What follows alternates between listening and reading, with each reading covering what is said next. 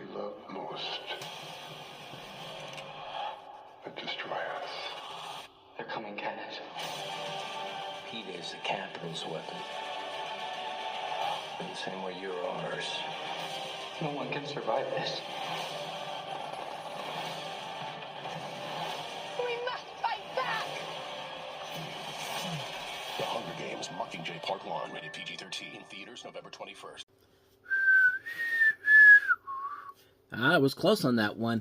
It's getting better as time goes on. Welcome to Time About the Movies, everybody. I apologize for that completely. We are looking at the one new release of November 21st, 2014, which is, of course, The Hunger Games Mockingjay Part 1. This is, of course, coming off of one of the best action movies of all time, really. One of the best sequels of all time, The Hunger Games Catching Fire, the year before, with Francis Lawrence coming in, taking over from the original director, Gary Ross, who did the first Hunger Games movie, which was a good movie overall.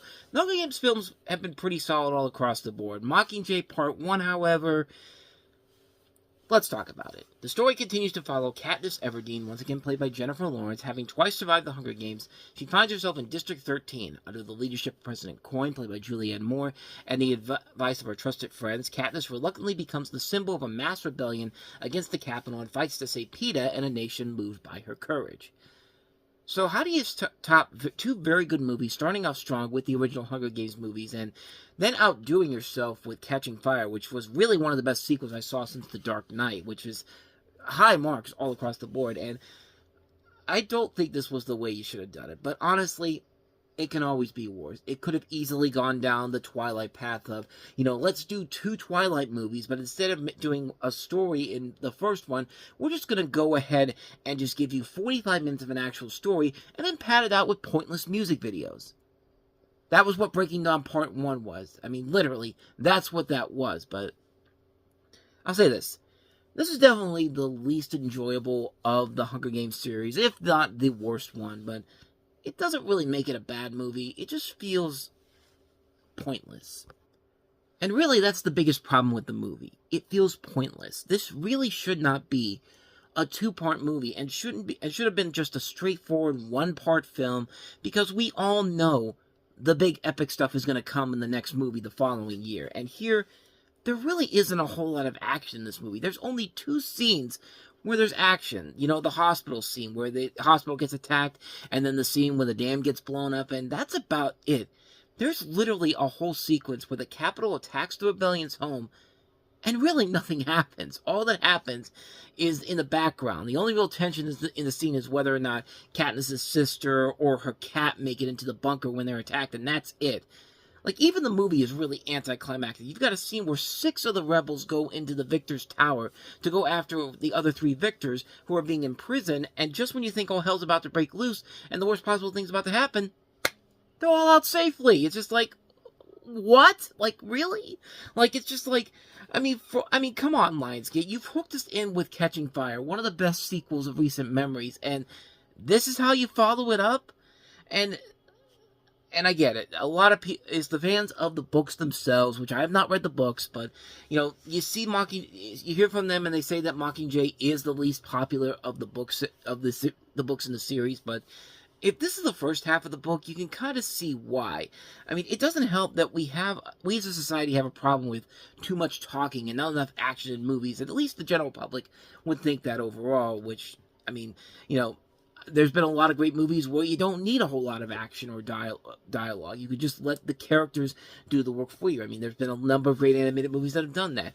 And really the biggest problem with the movie is that there's way too much dialogue being spatted out through this and little action. This is an over 2.5-hour movie, and really it feels like nothing is going on in this. Like, nothing really is happening whatsoever. And while it is good dialogue, the entire marketing campaign, some of what we just saw there, has been centered mostly on the action sequences. And like I said, there's only 2 big ones in this movie, and that one I just showed you showed off one of the big ones. And it's just like, most people who don't give movies their full respect usually can't stand movies with more dialogue than action, so why would people think that this was a good idea? My other main complaint with the movie is that we spend way too much time on the dialogue and not enough action, and because of this, it definitely just shows that it should have just been one movie. They only did this because of what Harry Potter did a few years ago, and again, that's why Twilight went to 2 movies, because of what Harry Potter did. Harry Potter had so much in that final book, The Deathly Hallows, that of course it had to be split up into 2 movies. Of course it had to be split up into those films. Granted, the first film wasn't that great, but it made up most of it for the second film. I mean, all that said, though, I did enjoy the movie. I think the dialogue, as much as I hated, and there was so much of it, is really solid stuff. I like the political, satirical elements they add to this, and that's to be expected from a guy like Danny Strong, whose other works have included the HBO movies Recount and Game Change, and more recently, Lee Daniels' The Butler. The acting is still really good. Jennifer Lawrence really is the one thing that does hold this together. I still think of her as Katniss as one of the best female characters of recent film history. I mean, she has to give a more emotional performance this time around, and she does knock it out of the park. She's a hell of a good singer, too. But luckily, she doesn't resort to this by overacting her ass off. That honor belongs to Donald Sutherland as President Snow, who is so over-the-top evil in this. He's just brilliant in it. Like, he chews up so much scenery as an evil villain that every time he's on screen, he's just incredible to watch. He's the equivalent to Scorpio from The Simpsons. I mean, you know that he's a bad guy, but he's just so loving the hell out of it. Albert Brooks is just chewing the fuck out of it, and you just go along with the ride with it. I mean, it's great to watch. I mean, it's not the greatest performance overall, but, you know, it's a fun, over-the-top, villainous performance that you have to give it its proper credit.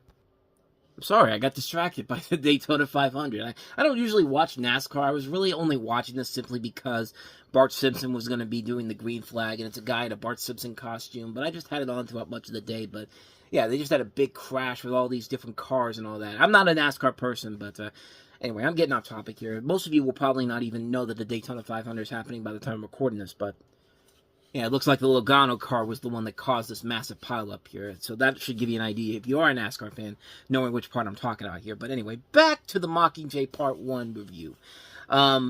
The rest of the cast overall is really good. Elizabeth Banks, Woody Harrelson, Philip Seymour Hoffman, one of his last performances. Of course, he died earlier in the year. Liam Hemsworth, Jeffrey Wright, Josh Hutcherson, they're all back. They bring in people like the aforementioned Julianne Moore, Natalie Dormer from Game of Thrones, Michelle Forbes.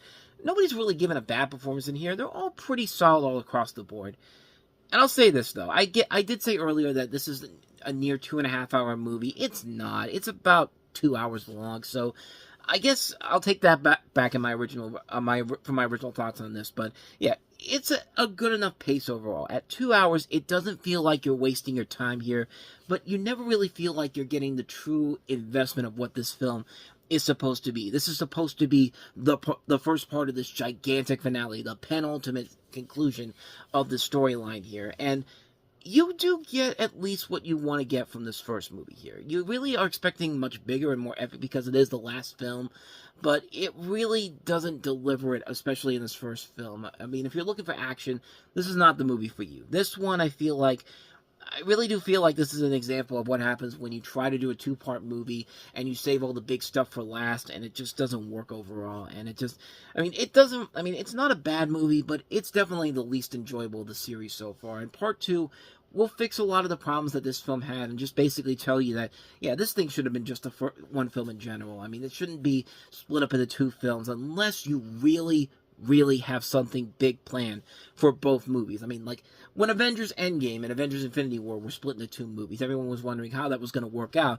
And you know what? They made enough there to make a big event in both movies. There was a lot of action, a lot of dialogue.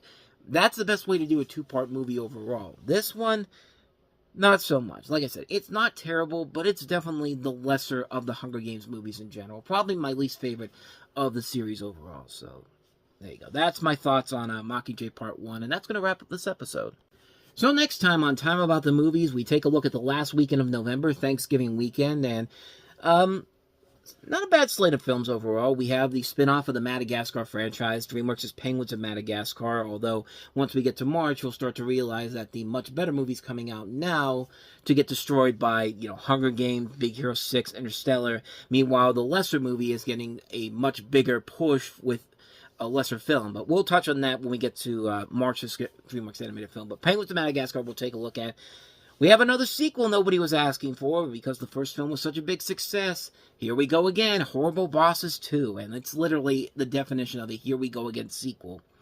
We have Benedict Cumberbatch and Keira Knightley starring in The Imitation Game, which a really good movie that was an Oscar bait film that actually does work it doesn't work well against the standards of what you expect from an Oscar bait film, but we'll touch on that tomorrow.